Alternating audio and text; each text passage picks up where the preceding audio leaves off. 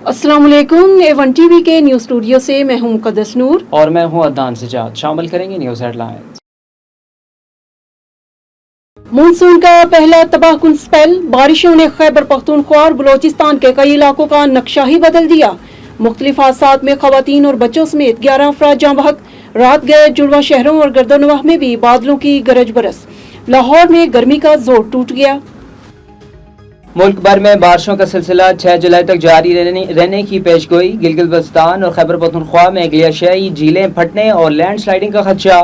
Alert जारी। वज़ीर-ए-आज़म की सूबाई इदारों से तावन के लिए इमरजेंसी रिस्पांस कमेटी तश्कील देने की हदायत। वफाकी वज़ीर दाखिला मोहसिन नकवी की सऊदी हममंसब से मुलाकात। सिक्योरिटी मामलात में दो तरफा ताउन को बढ़ाने के हवाले से अहम याददाश्त पर दस्तखत। सऊदी क्रिकेट फेडरेशन और PCB के दरमियान भी मुआहदा है। जद्दा में आलमी मियार का क्रिकेट स्टेडियम तामीर किया जाएगा। दोहा में इस्लामाबाद मफाहमती यादाश्त पर मुस्बत पेशरफ्त। अमरीका और ईरान का मुज़ाकरा जारी रखने पर इत्तफाक। तर्जमान कतरी वज़ारत ख़ारजा की तस्दीक। एक्स पर लिखा, साबिक ईरानी सुप्रीम लीडर आयतुल्लाह खामनाई की नमाज जनाजा और तदफीन के बाद अगला इजलास मुनक्कद किया जाएगा।